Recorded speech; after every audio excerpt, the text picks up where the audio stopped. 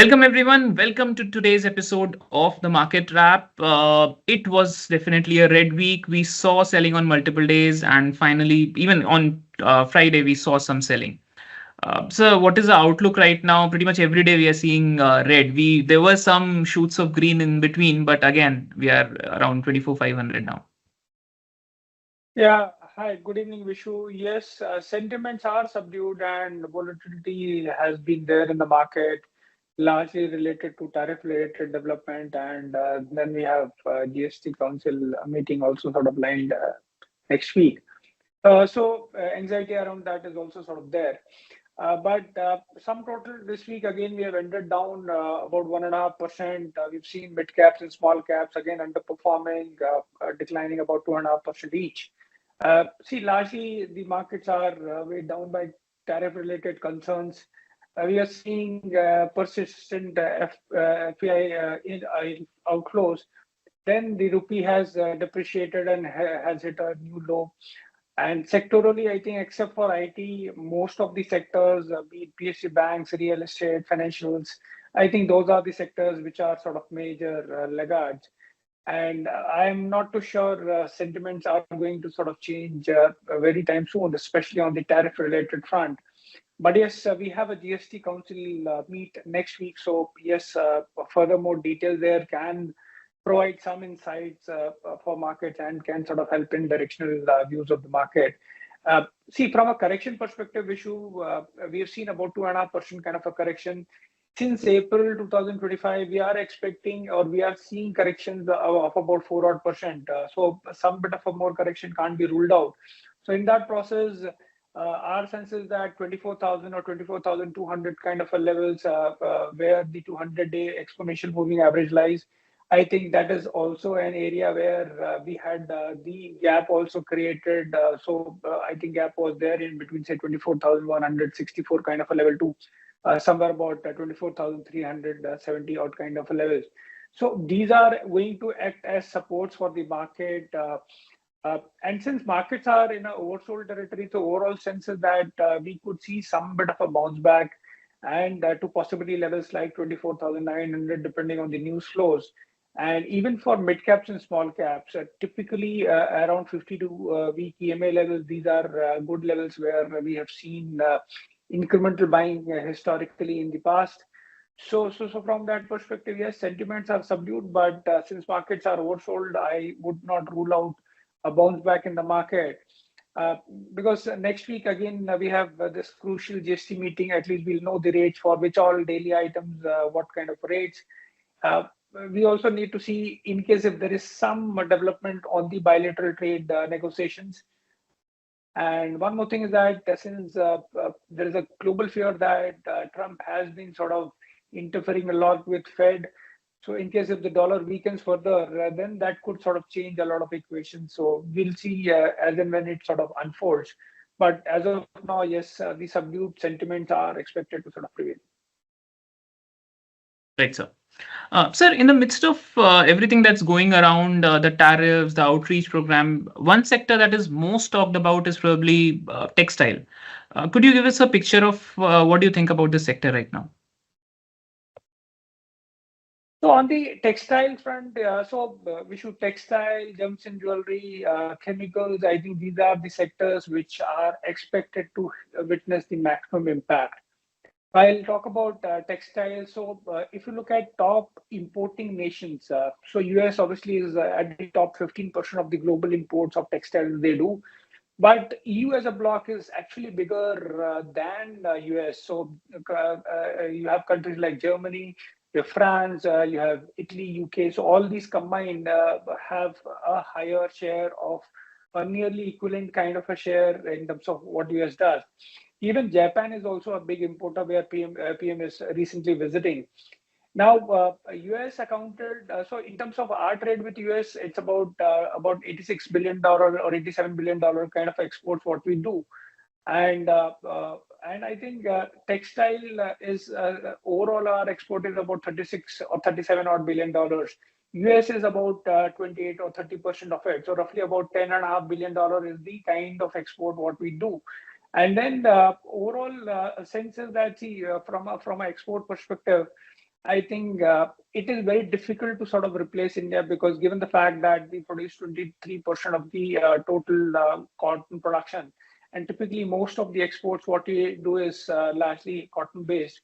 So from that perspective, government has been taking number of measures, like say, for example, 11% import duty has been sort of done away with. And then I think overall sense is that we have already signed a FTA with UK. There is a good chance that we might sort of sign an FTA with EU, and I already highlighted that EU is a big sort of a factor or big market from a textile importing perspective. The other factor that India is also looking at 40 countries which cumulatively import somewhere about $590 billion worth of textile. So yes, globally, a lot of markets can be tapped, and which is where our sense is that the way it has happened in the oil market, that the overall supply chains got rewired. Similarly, our sense is that in India also, India will find alternates, and this rewiring also will happen in case if this trade talks were to sort of continue like this, or this 50% sort of tariff stays. So we still see some light of hope the way oil and gas market sort of rewired. Similarly, textile market can also rewire. And which is why our sense is that FY26, yes, earning performance is expected to be weak. But probably 1 year down the line, I think, or probably a quarter or 6 months down the line, we'll have enough clarity in terms of which other markets we are sort of tapping into. But all I want to say that is all is not lost on the textile front. The way it happened in case of crude oil, in crude oil, people expected that it will reach to $100 or probably more. Nothing of that sort happened. The rewiring happened. I think probably in textile also we are taking one extreme view, and in case if this rewiring happens, then probably 3 months, 6 months down the line, we may not really be worrying about the overall tariff impact on this sector as well. That's really good to hear, sir. Do you think BFSI as a sector will also face some heat because of these tariffs?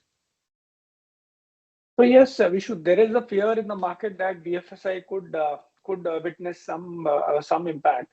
But before I come to that, see, up till now, when you look at the Q1 FY25 bank or BFSI numbers, I think banks overall are sitting on one of the best asset quality. So gross NPA, which was say, somewhere about 3.8 odd percent, I think 2 years back. Now in this last quarter, it's down to about 2.3%. The net NPA is down to about half a percentage. It was 1% 2 years back. And I think the PCR ratio, the provision coverage ratio, is also sort of improved to about 78 odd percent. And I think as we are seeing slippages there in marginal or instances where bank has exposure towards MFI or unsecured retail segment. But I think overall sense is that some of these segments are expected to sort of normalize from H2 FY26 onwards. Now, like I said, yes, from the tariff perspective, you have sectors like textile, chemicals, gems and jewelry, and small and export-oriented companies might get impacted. Now, when we look at the overall bank exposure to some of this is the overall industries account for nearly 3.5% of the overall total non-food credit. And so from that perspective, I think when you look at mid to overall big banks, so we are not seeing much of a challenge. Now, when I talk bank-wise, you will have something like say City Union Bank, which is exposure in the south, probably towards textiles, has the highest exposure at 10 odd percent. Otherwise, most of the big banks or smaller banks, they will have exposure in the range of 3 to 4 odd percent. So I really do not see this evolving as a systemic risk for banks, even if we were to take an extreme scenario in terms of this sector witnessing good amount of stress for a good period of time. So even with that also, I think banks, our sense is that may not be impacted so much. The kind of selling what we are seeing there. So from that perspective, I think things look quite okay from the bank perspective. Right. Sir, before I have more questions on these sectors, but we had Reliance Industries AGM today, just a few hours back. Could you give us a few highlights? What happened there and what do you think about it?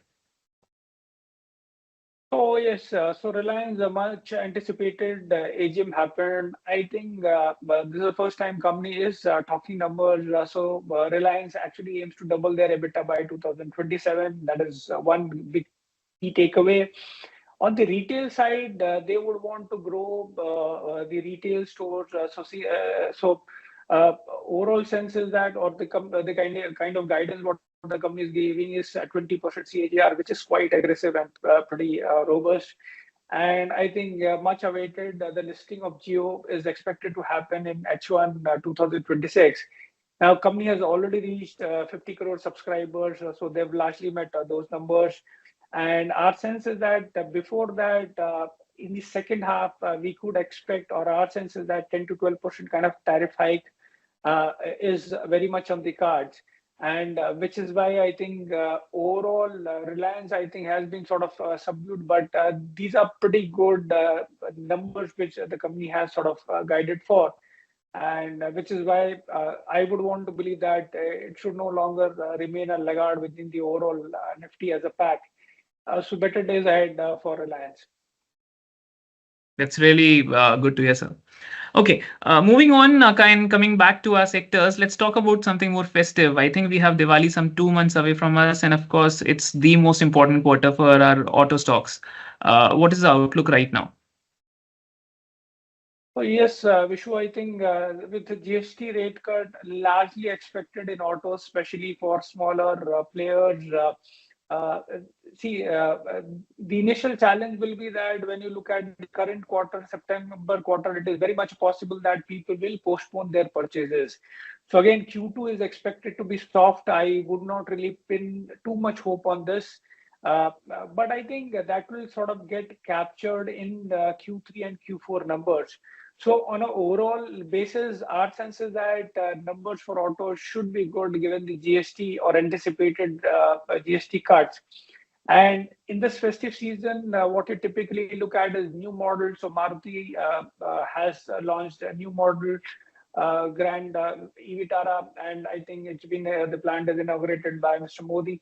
So from that perspective, I think company is looking to sort of tap or explore opportunities in 100 countries. See, export is already a big segment for Maruti. So, for example, I think they have nearly sold about 96,000 kind of a units in quarter one, and it is about 18% of their overall volumes, and they are looking to sell about 70,000 kind of a number for this e-Vitara SUV. And again, this is the first EV product coming from a big player like Maruti. And I think overall sense is that Maruti again is in a sort of a sweet spot from a product perspective. Sometime back, we have given this as a part of hidden gem also. So I think things are shaping up for Maruti.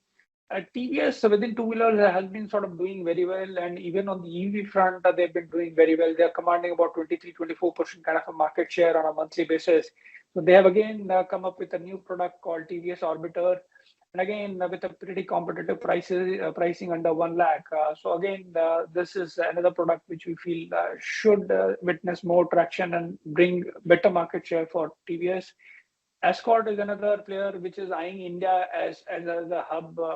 And domestically, they are launching a product in the 41 to 44 HP segment, which is the biggest segment. Roughly 60% of the sales happen there. And so again, we are seeing product launches there, and our sense is that you will see a lot of launches in this festive season. So auto sector should benefit from lower cuts plus a lot of product launches. But yes, benefits should largely accrue in October quarter onwards. So from that perspective, I think September could still be subdued. Right, right, sir. Sir, what do you think about IT? I think we have seen one of the longest dry spells in the recent history. Oh yes, so Nifty IT index, which if you look at, is down about 18 odd percent on a calendar basis perspective. But our sense is that most of the negatives are priced on. Globally, if you look at it, see, NVIDIA is the flag bearer of AI. Now, a company continues to sort of reaffirm that AI demand is expected to be strong. They are projecting $3 to $4 trillion kind of a spending in this decade and calling it as a new industrial revolution. And I think even with geopolitical risk and trade restrictions, I think they're quite upbeat. And I think what this means is that this could mean is more uh, investment-led momentum in AI, and which again could mean higher demand for IT and IT-led transformation. And again, we are also talking of rate cuts in the US, which again could be positive for interest rate sensitive sectors like BFS and retail. And we've seen that Indian IT companies doing well in deal wins front, but conversion to revenue is still not happening. So I'm keeping my fingers crossed that most of the corrections or weaknesses priced in, and any kind of a incremental improvement, I think should bring better days for IT.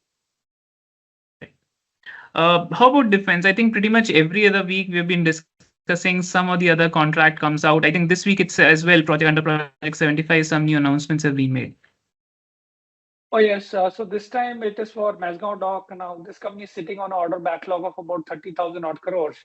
Now what has been announced is that the Cabinet Committee of Security has given a clearance to Defense Ministry and MDL to sort of negotiate for Project 75I. So of 6 submarines valued at about 70,000 odd crores.